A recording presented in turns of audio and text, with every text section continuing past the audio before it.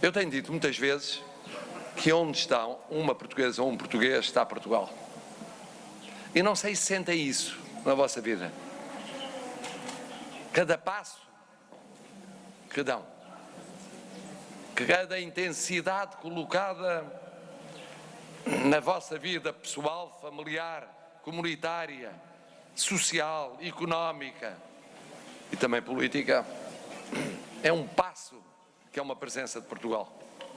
E se essa presença espalhada pelo mundo é tão importante que determinou que o Dia de Portugal, que também é das comunidades portuguesas, que também é de Camões, e portanto da língua, e que também é das Forças Armadas,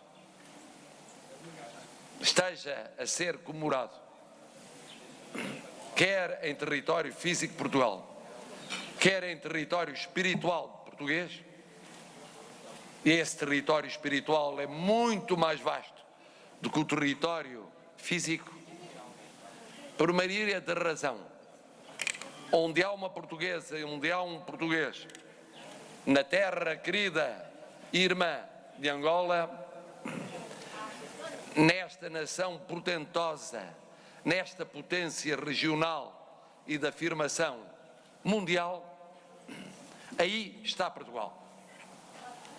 Está duplamente Portugal numa escola como esta, uma escola aberta a portuguesas e portugueses, a angolanas e angolanos, e a muitos mais, mas sobretudo a portugueses e angolanos. Ainda há pouco o Sr. Ministro me dizia, Sr. Ministro da Administração do Território e da Reforma do Estado, me dizia que os filhos estudaram aqui. Isso é muito importante, porque é pela educação, pela experiência tida criança e depois jovem, que se forma o espírito de fraternidade e de compreensão entre os dois povos, que depois é partilhado por aquelas e aqueles que aqui estão presentes todos os dias também. Todos os dias. Antes de ser uma questão de políticos, antes de ser uma questão de poderes políticos, antes de ser uma questão de Estados, é uma questão de povos, é uma questão de pessoas. Tenho repetido ao longo destes dias intensos, os políticos existem para servir as pessoas. E neste caso, para servir o vosso testemunho, a vossa vivência de cada dia. Estamos, neste momento, a entrar num novo ciclo histórico nas relações entre Angola e Portugal. Perguntemo-nos, isso acontece porque há vontade política? Sim, acontece porque há vontade política. Há vontade política do Presidente João Lourenço e do seu governo. Há vontade política do Presidente da República Portuguesa, do Primeiro-Ministro português, do Governo português.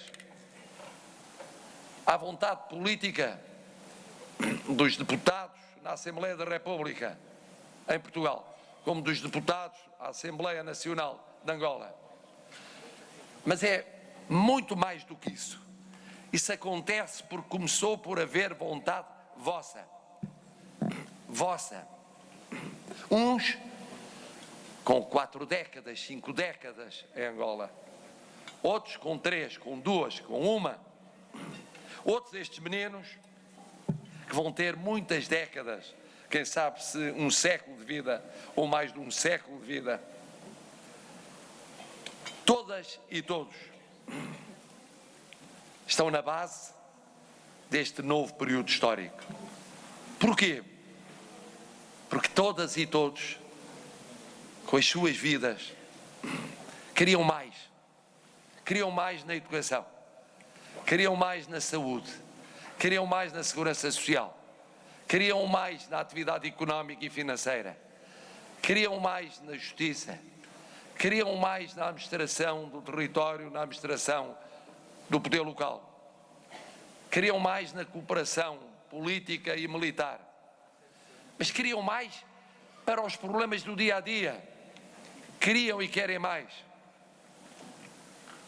E os responsáveis ouviram o vosso apelo. Perceberam o vosso apelo. Entenderam que a vida se faz disso. Ir mudando, ir melhorando, ir inovando, ir criando. Eu comecei a minha visita por uma homenagem num memorial Agostinho Neto. E era justo que assim fosse. Era justo que assim fosse. Porque é uma homenagem a esta pátria. E é um pai fundador desta pátria. E é um símbolo como pessoa, como escritor, como professor, como pedagogo, como servidor dos outros, como estadista, como fundador de uma nova realidade portentosa como é Angola. E hoje, quase no fim da visita, fui ver o Museu de História Militar na Fortaleza de São Sebastião. E aí pude encontrar a junção de duas histórias. Junção que, de alguma maneira, o novo ciclo histórico projeta de modo diferente para o futuro. Primeiro, a história que se traduziu, como eu escrevi no livro, em abrir caminho para a unidade de Angola. Quando portugueses reconquistaram a posição de outros povos há muitos séculos na disputa em relação à Angola, quando angolanos e portugueses desbravaram novas sendas e acabaram por permitir que não houvesse a divisão, a fragmentação que podia ter existido na criação de uma realidade política, quando foram fazendo de acordo com as concepções da época, encontrando na sua frente um grande reino, o reino do Congo, e uma grande rainha, e uma grande senhora,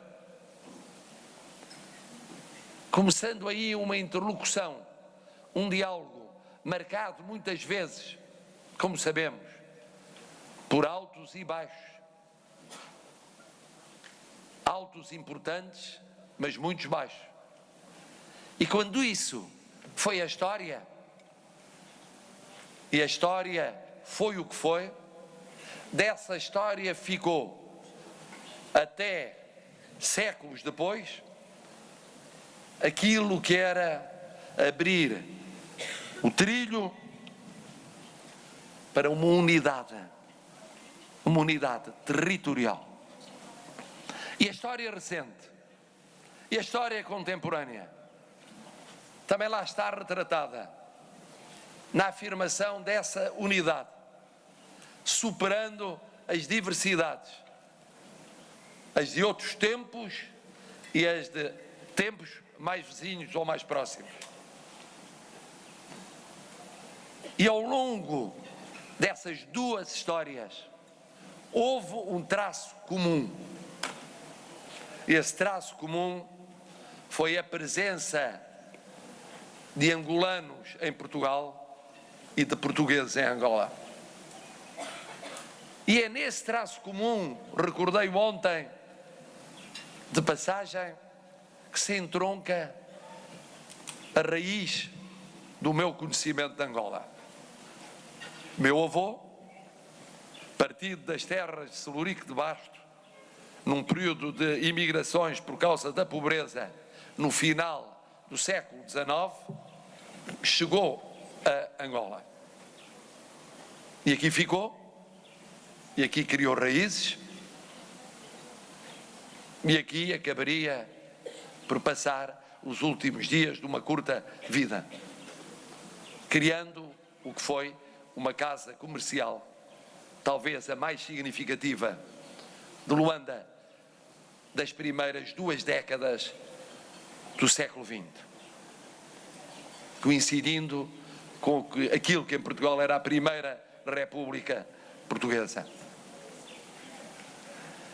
E essas raízes falam muito fundo no coração de muitos portugueses, como as raízes da presença angolana em Portugal calam muito fundo no coração de muitos angolanos. E essa é a realidade que conhecem, porque é a vossa. E é essa realidade que está na base daquilo que é este novo ciclo. Claro que poderão também aí perguntar como foi possível em 6 meses dar os passos que foram dados. Como é que foi possível entre o fim do verão passado e este fim de inverno, visto em termos portugueses? Ou é aquele fim de inverno até a aproximação do verão, visto em termos angolanos? Como é que em 6 meses foi possível vir o primeiro-ministro português, ir o presidente angolano, vir o presidente português, e antes disso e durante isso avançarem ao mesmo tempo em 35 domínios diferentes, acordos, e começar a execução desses acordos, uns mais rapidamente, outros menos rapidamente. Eu dou um exemplo vivido hoje: agricultura. Acordo celebrado, missão angolana em Portugal, missão portuguesa em Angola, que está cá, trabalho conjunto em menos de 6 meses. E isto significa o que significou também para muito empresário o começo do apuramento de reclamação e apuramento de dívidas, depois a certificação das dívidas e depois o começo da regularização, leia-se, negociação e pagamento de dívidas. Em 6 meses, um processo que continua. Ou a convenção que já me chegou para ratificação e foi ratificada, de dupla tributação. Para quem trabalha neste espaço de circulação que é Angola e Portugal, pudesse não ser tributado 2 vezes pela mesma atividade. Ou a Segurança Social, que vem aí a pensar na situação dos que trabalham em Portugal e trabalham em Angola. Isto para vos dizer que o trabalho continua. E esta mensagem foi entendida na comunidade de compatriotas com a qual estive no Lubango, e foi entendida com a comunidade de compatriotas com a qual estive no Lubito e também em Benguela e agora em Luanda. E pena tenho eu não ser possível percorrer todo o território angolano. Teria de se convencer a Assembleia da República que tem de autorizar o Presidente da República uma longa permanência em Angola, o que imaginam suscitaria alguns pequenos problemas políticos internos e externos.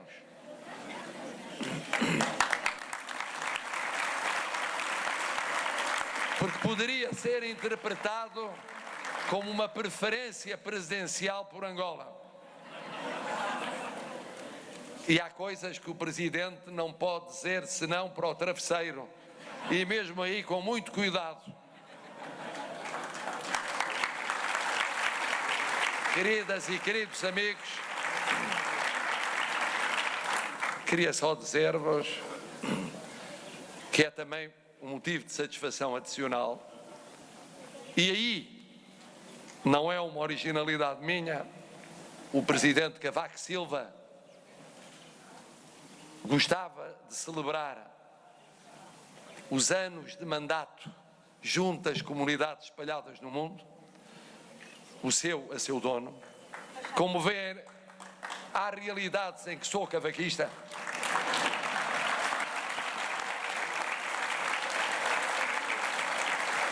Eu diria mesmo, em todas as realidades em que está em causa o país e a afirmação de Portugal, nomeadamente no mundo.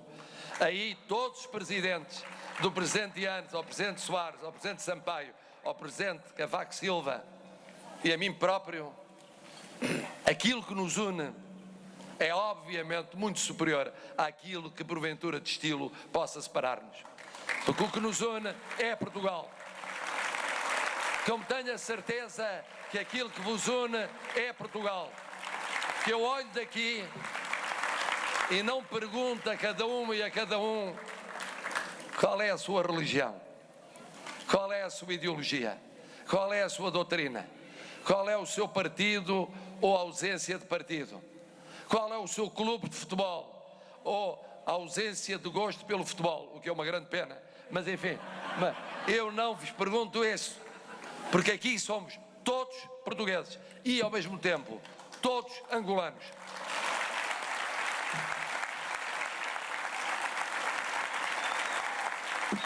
Só uma palavra para vos agradecer,